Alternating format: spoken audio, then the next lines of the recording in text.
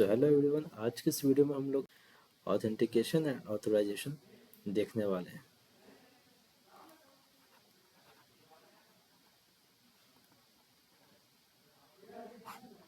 इससे पहले हमें क्लाइंट सर्वर आर्किटेक्चर समझना पड़ेगा। क्लाइंट सर्वर आर्किटेक्चर क्या होता है? ये सिंपल, हमारे पास एक क्लाइंट होता है, हमारे पास एक सर्वर होता है। क्लाइंट सर्वर को रिक्वेस्ट करता है किसी भी रिसोर्स के लिए, और सर्वर जो है उस रिक्वेस्ट के लिए रिस्पॉन्ड करता है क्लाइंट को। तो ये हमारा एक बेसिक सा क्लाइंट सर्वर आर्किटेक्चर होता है, जिसमें एक जो क्लाइंट है वो सर्वर को रिक्वेस्ट करता है, और जो सर्वर होता है हमारा वो क्लाइंट को रिस्पॉन्स करता है उस रिक्वेस्ट के कॉरेस्पॉन्डिंग, राइट। अब हम समझते हैं व्हाट इज ऑथेंटिकेशन। ये ऑथेंटिकेशन क्या होता है इसको हम लोग समझते हैं, साथ ही में देखेंगे ऑथराइजेशन भी कि ये क्या होता है। इसको समझने के लिए हम लोग एक एग्जांपल का यूज़ करेंगे। सपोज ये हमारा एप्लीकेशन है, एप्लीकेशन का हमारा ये सर्वर है, ओके। ये हमारा सर्वर है और ये एप्लीकेशन सपोज है हमारे पास, ये फेसबुक है, ओके। ये फेसबुक का सर्वर है। अब फेसबुक का जो सर्वर है उस पर हमारे पास मिलियंस ऑफ क्लाइंट होते हैं जो रिक्वेस्ट करते हैं। हम यहाँ पर एग्जांपल लेंगे 3 क्लाइंट्स का। सपोज हमारे पास 3 क्लाइंट हैं स्टार्टिंग में। Client 1, client 2, client 3। Client in the sense user, यहाँ पर मैं क्लाइंट यूज़र को बोल रहा हूँ। तो हर यूज़र की एक यूनिक आईडी होती है, राइट। मैं अगर फेसबुक पे लॉगिन कर रहा हूँ या फेसबुक को यूज़ कर रहा हूँ, उस पर अपना अकाउंट क्रिएट कर रहा हूँ, तो मेरी एक यूनिक आईडी होगी वहाँ पर। तो जनरली हर एक एप्लीकेशन में जो हर एक यूज़र होता है उसके पास एक यूनिक आईडी होती है। यूज़र आईडी के नाम से हम लोग उसको भी कंसिडर कर सकते हैं। सपोज इसका यूज़र आईडी है 1, इसका यूज़र आईडी है 2, इसका यूज़र आईडी है 3। सर्वर में क्या स्टोर है? ऑफ कोर्स रिसोर्सेज, यानी कि डेटा। सर्वर के पास डेटा है। क्या चीज़ का डेटा है? हम इसको भी कैटेगरीज कर लेते हैं। अब फेसबुक पे बहुत सारे यूज़र्स आते हैं, तो यूज़र का एक टेबल ज़रूर होगा जिसमें इसके पास होगा यूज़र का टेबल। सपोज यूज़र की आईडी और यूज़र का नेम, और एक 2 टेबल ले लेते हैं। यूज़र का प्रोफाइल इमेज, यानी कि प्रोफाइल, ये हमारे पास यूज़र टेबल है। यूज़र टेबल है कहाँ है? ये डेटाबेस में। तो ये हमारा डीबी में जो है एक टेबल है यूज़र नाम से, राइट। User table. और क्या हो सकता है? और हो सकता है सपोज फेसबुक पे बहुत सारे पोस्ट होते हैं, राइट। तो पोस्ट का एक टेबल हो सकता है हमारे पास एक टेबल हो सकता है पोस्ट का। ये है हमारा एक पोस्ट टेबल। पोस्ट, सारे पोस्ट, यानी कि पोस्ट की एक आईडी होगी और उसका इमेज होगा, अभी तक के लिए इमेज होगा और कुछ टाइटल होगा, राइट।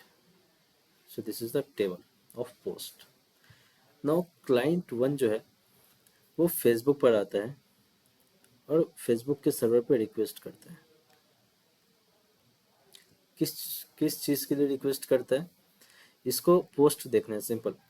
मतलब मैंने फेसबुक ओपन किया तो मुझे सिंपल पोस्ट देखना है, राइट। तो मैंने रिक्वेस्ट किया किसके लिए? पोस्ट के लिए।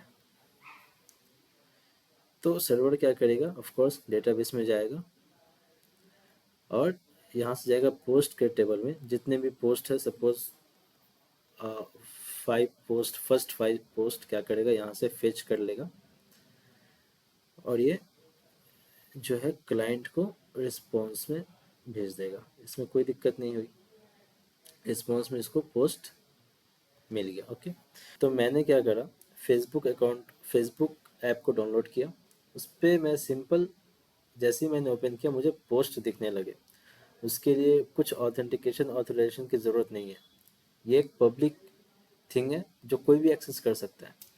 तो जैसे ही मैंने फेसबुक को ओपन किया मुझे पोस्ट दिखने लगे। तो यहाँ पर हुआ ये कि जैसे ही मैंने फेसबुक ओपन किया मेरी रिक्वेस्ट गई पोस्ट के लिए, इसने यहाँ से पोस्ट को फेच करके हमें रिटर्न कर दिया। अब क्या होता है कि मैंने अकाउंट बना लिया अपना फेसबुक पे, और अब मैं क्या चाहता हूँ, आपने अगर फेसबुक यूज़ किया है तो आपको मालूम होगा कि अगर आपने अकाउंट बना रखा है तो वहाँ पर एक व्यू प्रोफाइल का भी ऑप्शन आता है हमारे पास। अगर आप व्यू प्रोफाइल पे क्लिक करेंगे तो आप अपने खुद के सारे डिटेल्स देख सकते हैं, राइट। तो क्लाइंट टू ने क्या किया, क्लाइंट टू को चाहिए था कि ये अपने सारे डिटेल्स देखे कि मेरे क्या क्या डिटेल्स हैं। तो इसने क्या किया, व्यू प्रोफाइल पे क्लिक कर दिया, तो रिक्वेस्ट जो है वो सर्वर पे गई।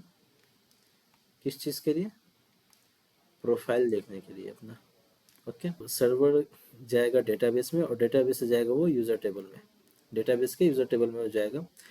और यहाँ पर सपोज 1 है, 2 है, 3 है, 4 है, 5 है, XYZ AB सबकी प्रोफाइल इमेज है यहाँ पे, ठीक है। क्योंकि अगर कोई यूज़र प्रोफाइल अपना देखना चाह रहा है तो उसको खुद की आईडी पास करना ज़रूरी है। तो सिंपल सा हम ये समझ सकते हैं अभी के लिए कि ये पब्लिक थिंग नहीं है जो कोई भी एक्सेस कर सके। अगर मैं अपना प्रोफाइल देखना चाह रहा हूँ तो मुझे अपनी आईडी पास करनी पड़ेगी, राइट। तो मैंने क्या बोला कि मैं रिक्वेस्ट भेज रहा हूँ प्रोफाइल के लिए, लेकिन साथ में मेरी आईडी जो 2 है वो भी चली जाए, आईडी जो है वो 2 चली जाए साथ में, ठीक है। तो अब क्या हुआ, हमारा रिक्वेस्ट गया प्रोफाइल के लिए और यूज़र आईडी 2। अब वो जाएगा यूज़र टेबल में, यूज़र आईडी 2 के लिए जो नेम है, जो प्रोफाइल है, यहाँ से ये प्रोफाइल पिक करेगा, यूज़र टेबल में सर्च करेगा आईडी 2 के लिए। यहाँ पे जैसे इसको मिलेगा ये प्रोफाइल को ले करके यहाँ से अगेन रिस्पॉन्स में रिटर्न कर देगा, तो इसको रिस्पॉन्स मिल जाएगा प्रोफाइल, ठीक है। तो क्या हो कि अगर जो क्लाइंट 2 है, जो यूज़र आईडी यहाँ पर 2 इसने अपना भेजा, सपोज किसी भी तरीके से ये इसको चेंज कर दे, रिक्वेस्ट को ये चेंज कर दे और यहाँ पे 3 भेज दे, तो यहाँ पे इसने 2 को चेंज करके यहाँ पे 3 भेज दिया। अब जो सर्वर पे जाएगा रिक्वेस्ट, वो जाएगा यूज़र टेबल में, और यहाँ पर आईडी इसको 3 मिला है क्योंकि, तो ये 3 आईडी के लिए सर्च करेगा और प्रोफाइल यहाँ से उठा करके इसको रिटर्न कर देगा। तो इस यूज़र की आईडी थी 2, लेकिन इसने यूज़र आईडी 3 का प्रोफाइल गेट कर लिया। तो यहाँ पर डेटा लीक का इशू हो चुका है, क्योंकि कोई भी क्लाइंट आ रहा है वो किसी भी तरीके से अगर अपने रिक्वेस्ट में यूज़र आईडी को चेंज कर दे तो वो किसी और के यूज़र को सारे डिटेल्स देख सकता है, which is obviously not a good thing.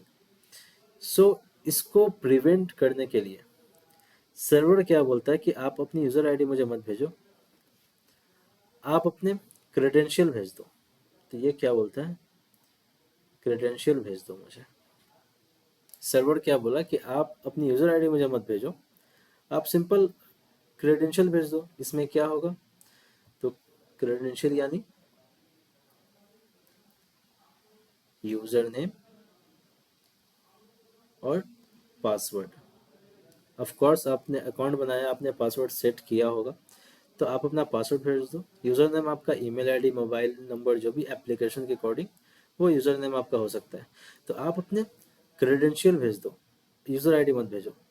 तो जैसे ही ये यूज़र रिक्वेस्ट करेगा प्रोफाइल के लिए, साथ में अपने क्रेडेंशियल भेजेगा, तो ये क्या करेगा, यूज़र टेबल में जाएगा, क्रेडेंशियल यानी कि यूज़र नेम और पासवर्ड से ये क्या करेगा, यूज़र सपोज ये यूज़र टेबल है हमारा, तो इसमें 2 कॉलम और होंगे। ऑफ कोर्स यूज़र टेबल है तो यूज़र नेम होगा ही और पासवर्ड होगा ही।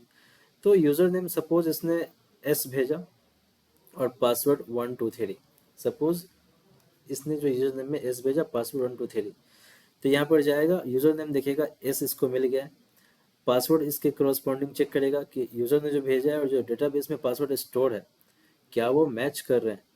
तो जो यूज़र नेम है और जो पासवर्ड है, अगर ये दोनों मैच कर रहे हैं, तब ये क्या करेगा, यहाँ से इसकी प्रोफाइल उठाएगा।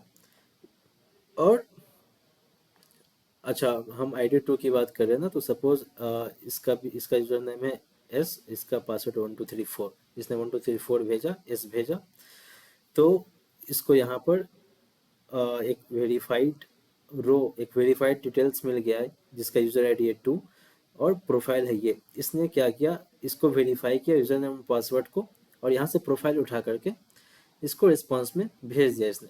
तो यहाँ पर हम देख सकते हैं कि इसमें अभी कोई भी दिक्कत नहीं हुई। यूज़र ने अपना यूज़र नेम और पासवर्ड भेजा और सर्वर ने इसको यूज़र टेबल में जाकर के वेरीफाई किया, और जैसे ही ये वेरीफाई हुआ उसने उसको रिस्पॉन्स में प्रोफाइल की डिटेल्स भेज दी।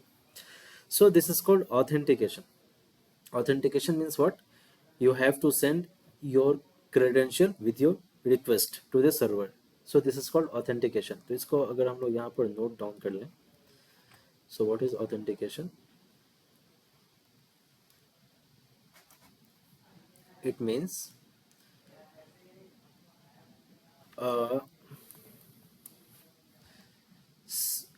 server wants to identify you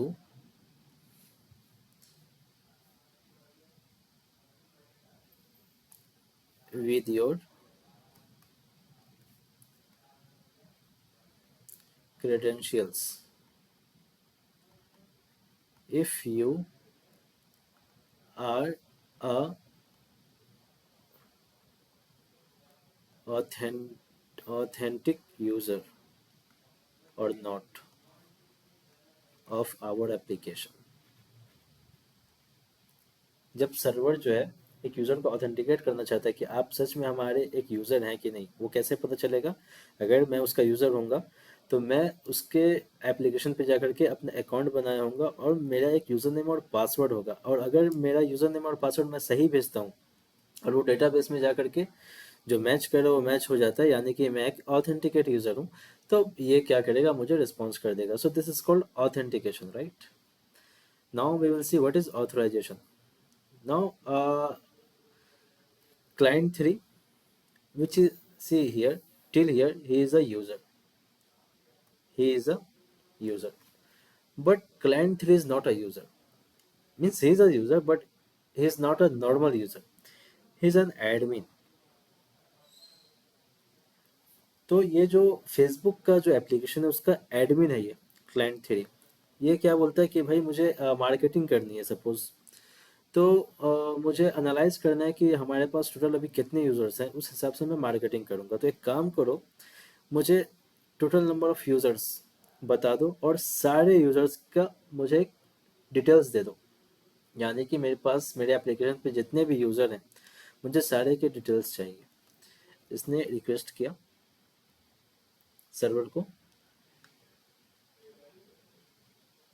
request किया किसके लिए? ऑल यूज़र्स के लिए. और ऑफ कोर्स इसने अभी तक हमने देखा कि यूज़र आईडी भेजना is not a good idea. So इसने क्या किया, अपना क्रेडेंशियल भेज दिया साथ में. अब सर्वर आएगा, देखेगा ऑल यूज़र्स के लिए है, तो जाएगा डेटाबेस में यूज़र टेबल में और सारे यूज़र को एक लिस्ट बना करके वो रिटर्न करना चाहिए. लेकिन अभी तक सर्वर को मालूम नहीं है कि जो रिक्वेस्ट आया है वो एक एडमिन के ज़रिए आया, एक एडमिन ने रिक्वेस्ट किया. सर्वर जो है इसको एक नॉर्मल यूज़र की तरह अगर ट्रीट करे तो क्या बोलेगा कि ये जो लिस्ट ऑफ यूज़र्स हैं ये एक काफ़ी कॉन्फिडेंशियल डेटा है जो हम किसी भी एक नॉर्मल यूज़र को नहीं दे सकते.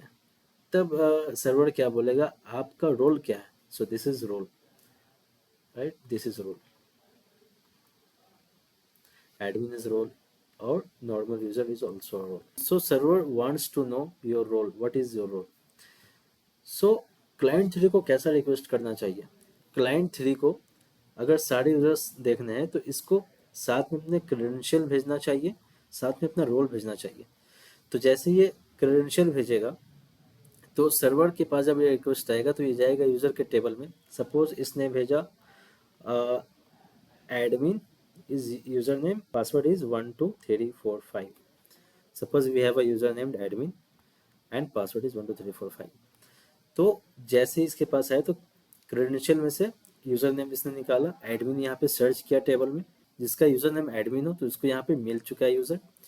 और जैसे यूज़र मिलेगा इसका ये पासवर्ड यहाँ पे देखेगा कि पासवर्ड क्या है और जो यूज़र ने पासवर्ड भेजा है यानी ये दोनों अगर मैच करेगा, तब ये जो क्या है, अब ये रोल चेक करेगा कि यूज़र का रोल क्या है। तो हमारे पास एक और कॉलम हो सकता है यहाँ पे रोल नाम से।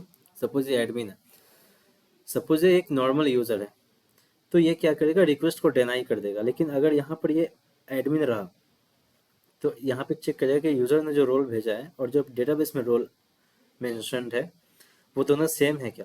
तो इस केस में ये दोनों रोल बिल्कुल मैच कर रहे हैं, तब ये क्या करेगा, पूरे यूज़र की लिस्ट को रिस्पॉन्स में भेज देगा। और यहाँ पे क्लाइंट थ्री को जो है वो ऑल यूजर्स मिल जाएगा। और दिस इज कॉल्ड ऑथराइजेशन। तो ऑथराइजेशन किसको बोलते हैं, ऑथराइजेशन बोलते हैं, सिंपल टर्म्स में अगर बोला जाए तो ऑथराइजेशन बोलते हैं credentials plus role. You have to send your credential to the server so that server will authenticate you, and you have to send your role as well because server wants to know your role before responding to your request with some confidential data, right? So this is all about authentication and authorization.